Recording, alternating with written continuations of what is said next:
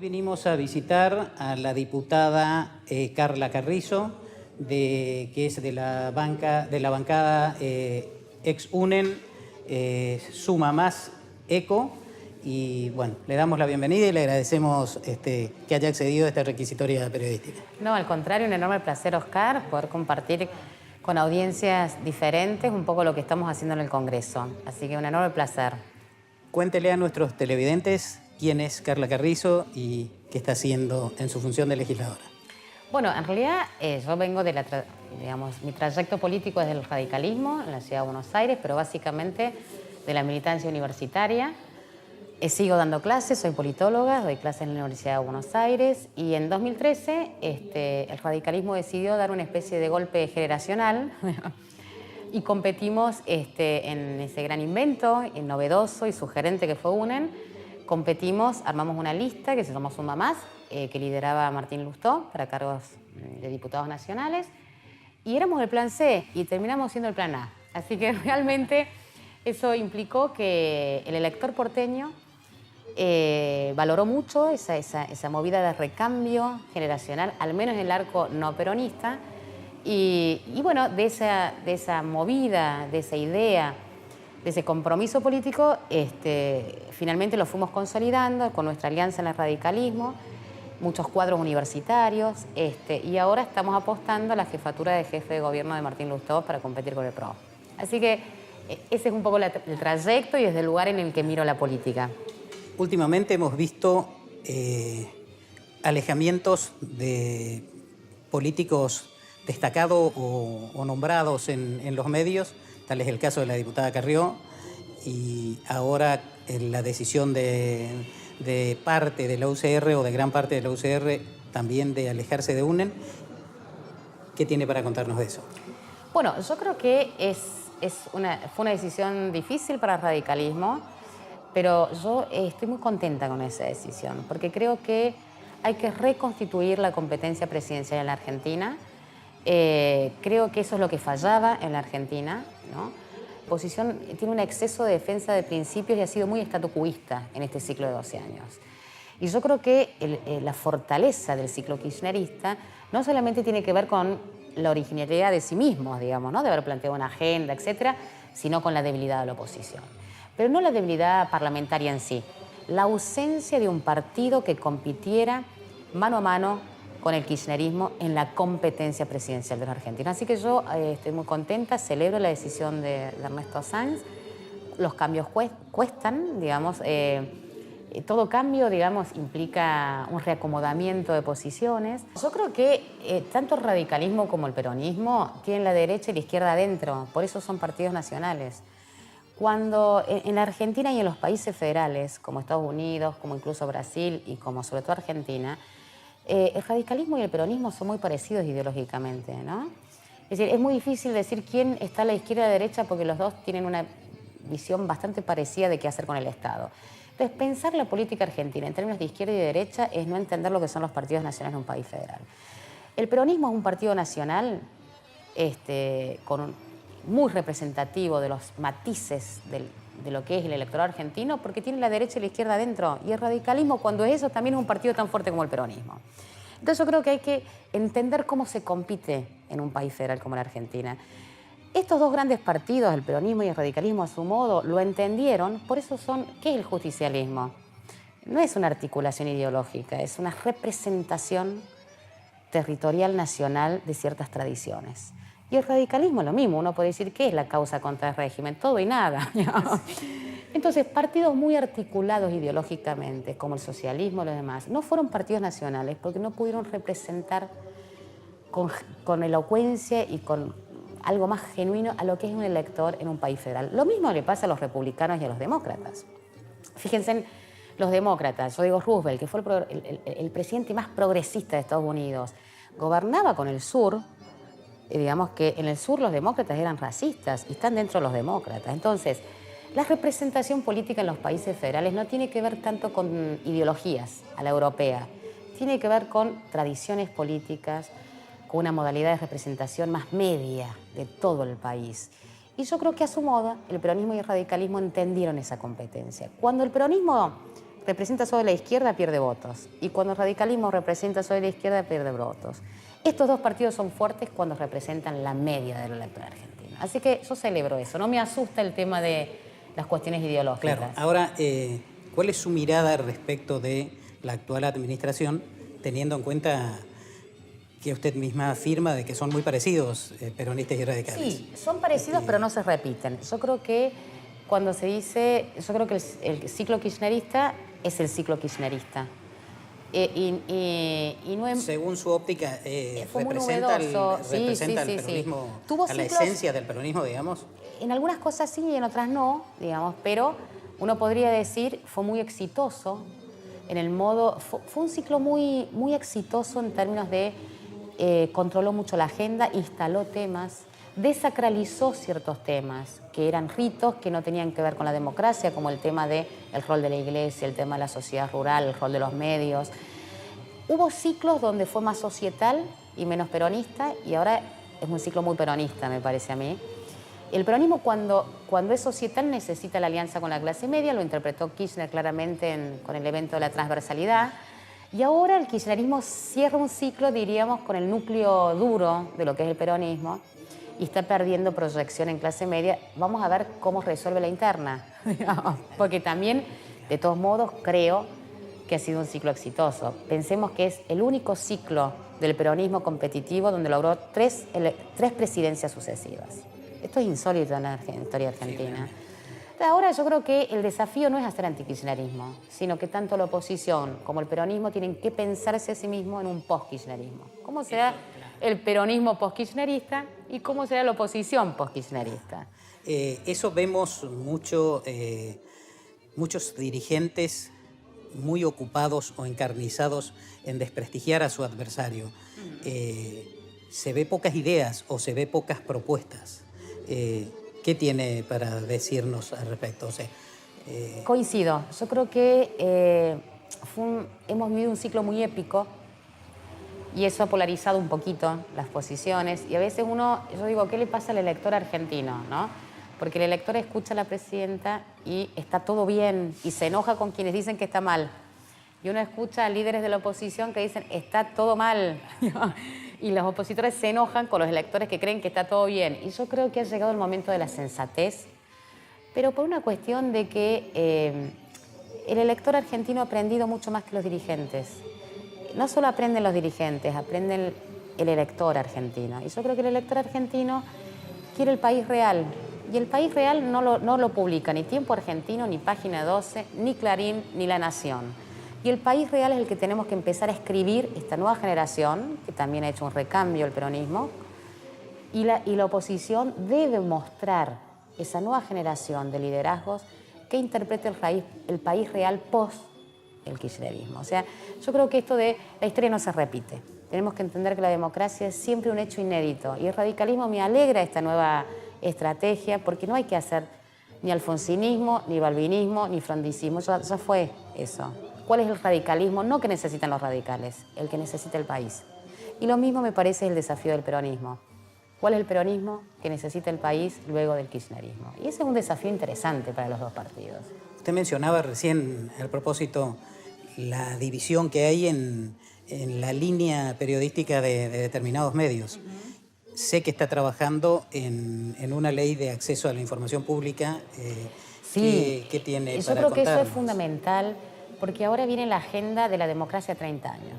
Ya consolidamos nuestro régimen, Argentina fue un país muy inestable políticamente. Y yo creo que en gran medida se reconstituyó la autoridad presidencial con el ciclo kirchnerista. Entonces, ya las cuestiones de supervivencia ya fueron. Ahora vamos a la agenda de la calidad democrática, de la eficiencia democrática. Y un tema clave es el acceso a la información. Fíjate, Oscar, que este es un país curioso. Es un país donde el Estado sabe más de los ciudadanos que los ciudadanos saben de sus dirigentes. Fíjate, nosotros tenemos nuestro número de identidad y con nuestro número de identidad tenemos el carnet de conductor, la ficha de salud, la AFIP, digamos. El Estado es el gran hermano y sabe todos los ciudadanos. ¿Qué sabemos los ciudadanos de los dirigentes políticos? Poco y nada. Entonces, la información es un derecho y el derecho no se agradece, se exige. Necesitamos una ley de acceso a la información pública. Y por suerte ahora tanto el gobierno como la oposición me parece que es un año que puede dar lugar a ese gran debate. Ese es un punto. Otro punto que me parece importantísimo, que estamos trabajando y los convoco a ustedes para que nos ayuden a difundir, es hacer el debate presidencial obligatorio en la Argentina. Ese es un tema que... Es un tema interesante, sí, pendiente, realmente. que tiene que ver con esto de evitar que los medios impongan agenda, los medios privados o los medios públicos, lo que sean. Nosotros hemos presentado un proyecto, hay varias iniciativas de otros diputados, tanto del gobierno como de la oposición, y creo que los argentinos necesitamos, en el momento de elegir el candidato a la presidencia, que nos cambia la vida 4 años, Claro, sí. ese espacio para pensar, que no lo tenemos garantizado. Así que hemos presentado un proyecto muy interesante para equiparar los derechos. Claro. Fíjate, el voto es obligatorio en la Argentina. Los electores estamos obligados a votar. ¿Y por qué los candidatos a presidente no estarían obligados a informarnos en un debate? Así que los convoco, también a de los medios, a que podamos instalar esto. Lo vamos a hacer una campaña por Change, para empezar a equilibrar derechos. Necesitamos un espacio donde pensar que elegimos en una elección presidencial. Respecto de las campañas electorales, su financiamiento, la responsabilidad de los candidatos, sé que está o que estuvo trabajando en esta temática. Exacto. También esa es otra agenda pendiente porque pensamos un poquito qué puede hacer el Congreso en un año electoral para mejorar ese proceso. Lo primero es consolidar un debate presidencial que a 30 años no hemos logrado los argentinos ver a los candidatos ahí en un espacio para pensar. Lo segundo es cómo se financia la política. Y ha habido un aprendizaje y tenemos que ver lo que sirvió y lo que no. Entonces, ¿qué nos falta? ¿Qué es lo que ocurre en Brasil? ¿Qué es lo que ocurre en Chile? No solamente los partidos son responsables del financiamiento, los candidatos son responsables del financiamiento. Ese es un tema y es un tema muy clave que tiene que ver con el muy, financiamiento sí, ilegal y el narcotráfico y demás. Eso es muy interesante. Empezó este modelo sobre todo en los países donde el narcotráfico se metía en el financiamiento de la política. Entonces, no basta con que den cuenta los partidos, el que está a cargo de juntar la plata, sino porque la plata se junta para los candidatos y en los sistemas presidenciales. Es necesario extender la responsabilidad jurídica. Se financian los candidatos, digamos, claro, no solo sí, los partidos. sí, Entonces, que los candidatos se hagan responsables, esto fue debatido, creo que tenemos que aprender en el 2007 para que no queden sospechas. En el 2007 hubo una sospecha de un financiamiento ilegal con efedrina en la campaña del Frente para la Victoria y entonces esa ley se modificó porque en Argentina eran responsables los candidatos. En el 2002, una gran reforma, después del que se vayan todos, hizo una gran reforma, pero esa ley se cambió justo antes del 2007. Tenemos que volver a ser responsables a los políticos por el dinero público. Entonces ese también me parece una agenda que tenemos que empezar a debatir, ¿no? En el tema de la transparencia electoral. Sí, sí, es esencial, ya que por ahí resulta a la ciudadanía común, digamos, le resulta primero curioso por conocer cómo se financian determinados altos costos cuando aparecen, como usted dice, candidatos que sin estructura política o sin estructura empresaria detrás que puedan financiar su campaña. Sí, y eso... además es un tema tremendo que nosotros lo estamos viendo en la ciudad, nosotros competimos con el PRO, vemos cómo la dirigencia política se apropia de lo público.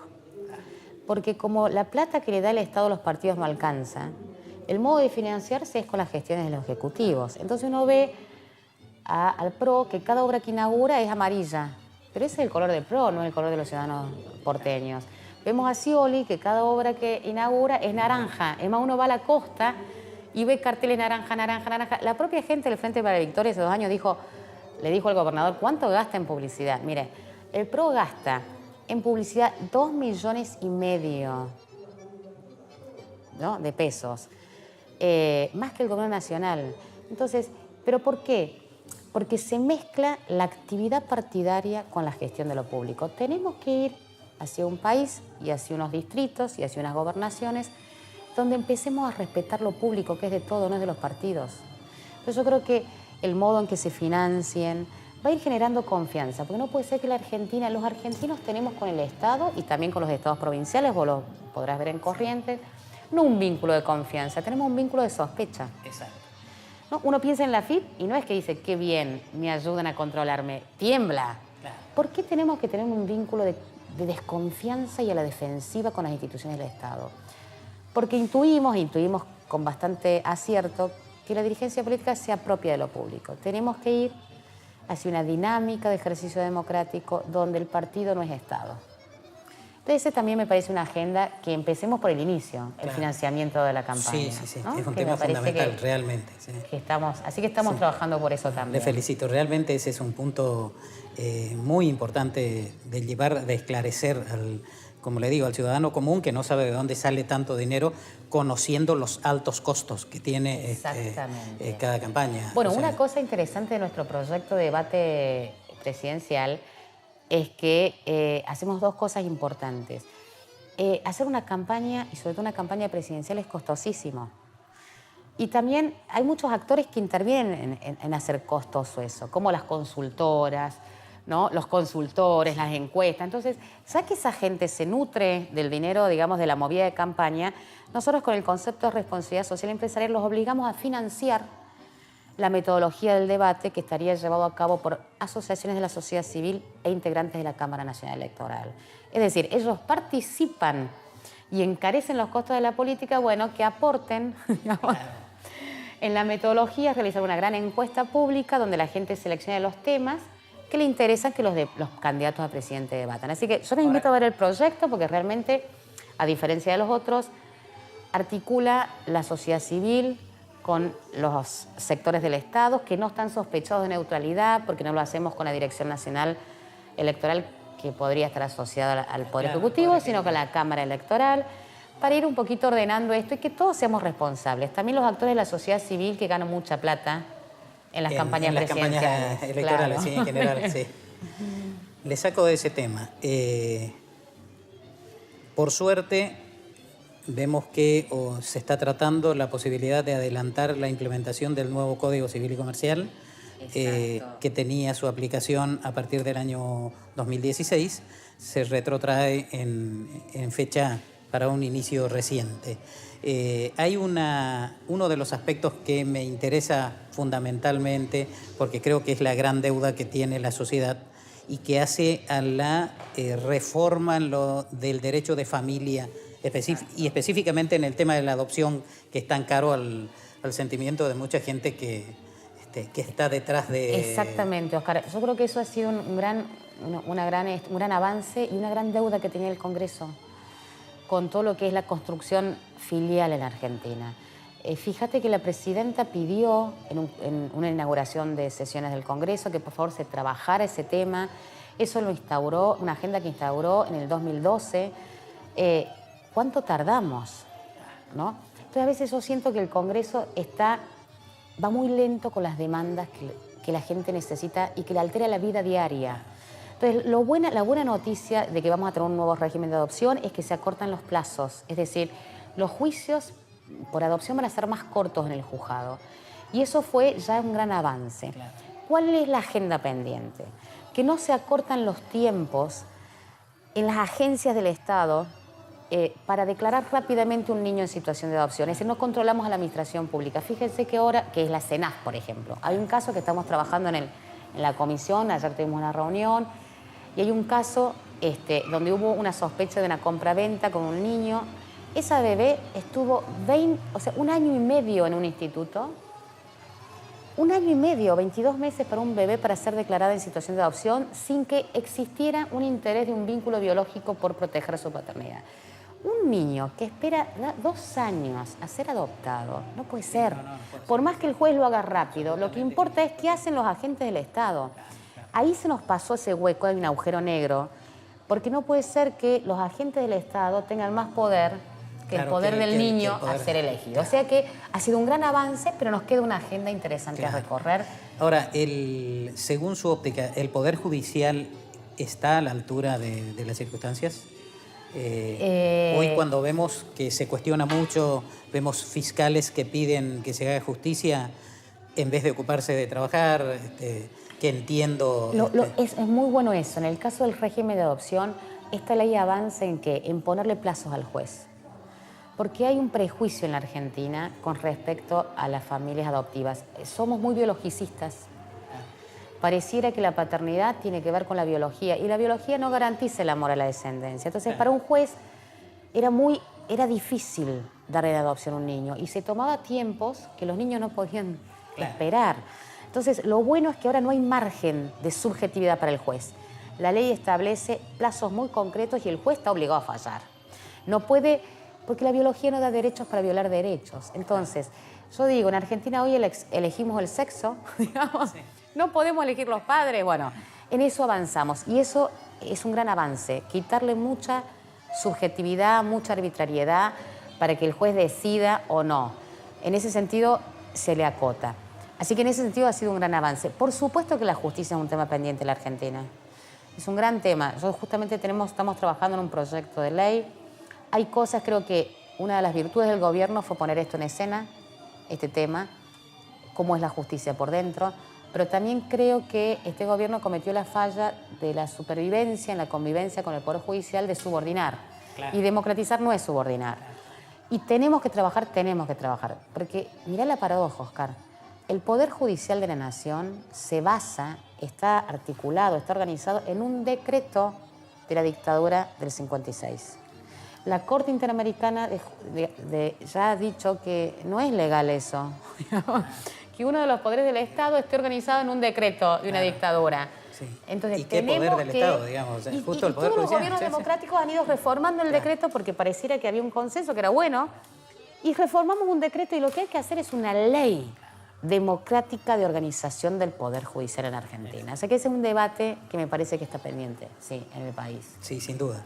Sí, Sin más duda. aún cuando hoy, como le decía hoy, se pone mucho en tela de juicio, o sea, a veces el ciudadano común, por eso que tiene uno de desconfiar de la cosa pública, propio, o sea, hay razones para que el habitante común desconfíe, pero es necesario que el Poder Judicial, entiendo, sea un poder transparente, o sea, que garantice justamente la justicia. Y esa transparencia y esa operatividad, porque con el Poder Judicial hay dos cosas. Una cosa es la politización y otra cosa es la provisión del servicio de justicia, si es bueno o es malo. Y hay muchas cosas que en el Congreso no hacemos para que eso sea bien.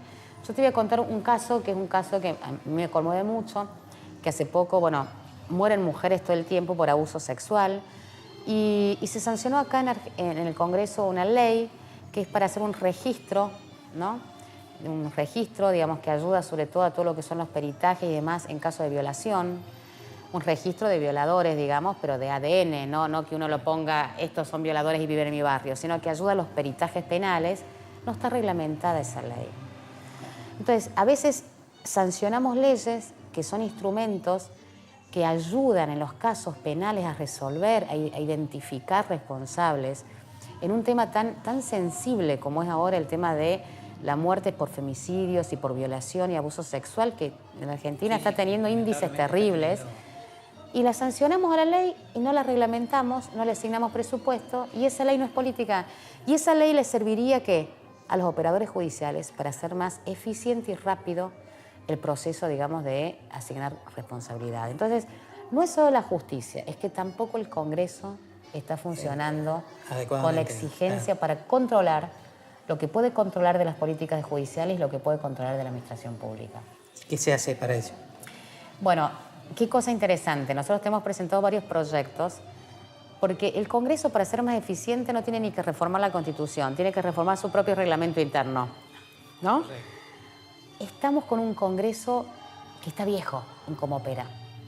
Por ejemplo, en Brasil, vos ves cómo está Brasil, la ciudadanía viene, digamos, activa, exigiéndole.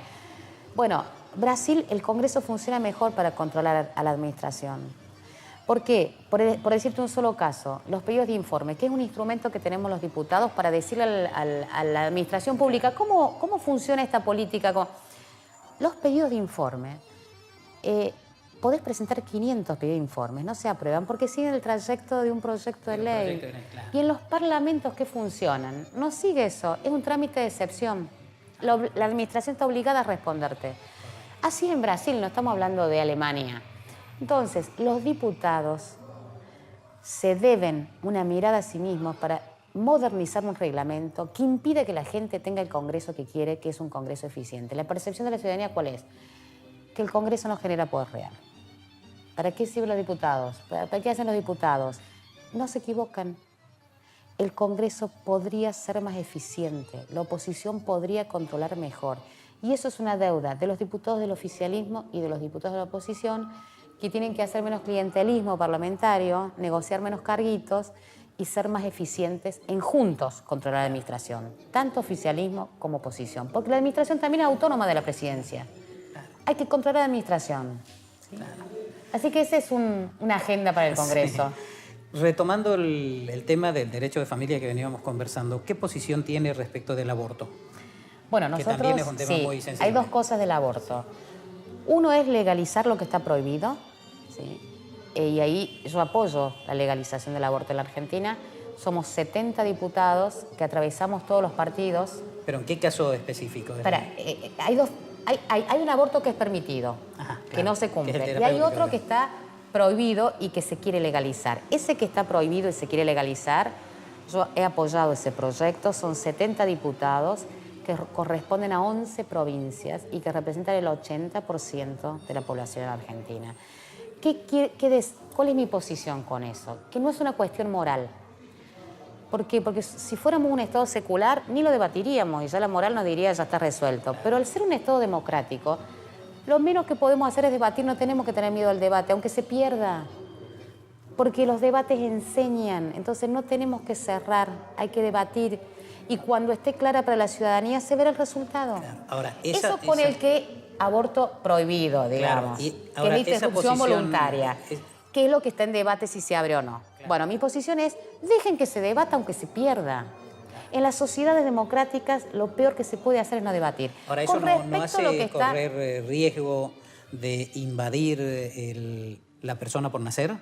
Es un gran debate, es un gran debate. O sea, el derecho no es solo de la madre, sino es de la persona por nacer. Así como puede elegir sobre su vida y sobre su cuerpo, entiendo que la persona por nacer es la que está desamparada y que necesita la protección jurídica adecuada. Pero es un debate que nos debemos, Oscar, porque no es tan claro eso. Eso es, digamos, la Corte Interamericana también ha dicho que es la vida, ¿no? Y ahí hay dos posiciones. Hay una posición más, diríamos, que dice la vida es la concepción, que es la de nuestro código, que se sancionó hace poquito, ahora el que entra en vigencia. Sí, que entra en vigencia. El famoso artículo 19. Y hay otra posición, que es la de la Corte, que dice, digamos, la concepción no es sinónimo de vida, porque vida no es sinónimo de persona. Entonces, ahí entran el derecho, digamos, a la sexualidad, digamos, es un derecho personalísimo de la mujer hasta tantas semanas. Claro. No es que la Argentina en este gente inventamos una semana, sino que es un parámetro internacional. Claro. Entonces yo creo que ahí hay que darse el debate y hay que poner las posiciones en la mesa y cuando la sociedad tenga el consenso se aprobará o no. Pero no hay que encapsular, no hay que tener miedo en democracia. La complejidad hay que transitarla. Con respecto al aborto permitido, que se da en dos casos, cuando son abusos sexuales comprobados, ¿no es cierto? Y cuando está en riesgo la salud de la madre. Yo quisiera en esto también, Oscar, que nos ayudes, porque la Corte Suprema de Justicia ha dado un protocolo hospitalario para que cuando el aborto está permitido, que son solamente en estos dos casos, en los hospitales públicos se habilite esta situación. Aplicación obligatoria, digamos. Exactamente. La Corte en 2002, en un famoso fallo, que fue el fallo FAL, dijo este es el protocolo para que las provincias sigan. Y hay 8 provincias que no lo están cumpliendo. ¿Quiénes son los más afectados en estos casos? Los más afectados es la infancia maternal, es decir, las madres niñas. Digamos, hay 135.000 nacimientos anuales en la Argentina de niñas de 13 a menos de 15 años. Es más, Argentina lidera la tasa de natalidad adolescente en Latinoamérica. La mayoría de esos embarazos son abusos no denunciados. Entonces, ¿tiene la nómina de provincias que no tengo la nómina cumplen? Que es Catamarca, Corrientes, Formosa, Mendoza, San Juan, San Luis, Santiago del Estero y Tucumán. En esos casos, esos gobernadores tienen que avalar el protocolo de la Corte Suprema. Exactamente. Claro. De modo que si hay casos de niñas madres que han sido abusadas, se pueda denunciar, porque uno no va a denunciar si no puede resolver. Entonces, es necesario proteger esa infancia, porque ahí el punto es que yo digo, ¿qué hacemos los diputados? ¿Decimos una cuestión moral? No, no es una cuestión moral, es una cuestión pública. Tenemos la obligación de garantizar el derecho a la infancia de esas niñas.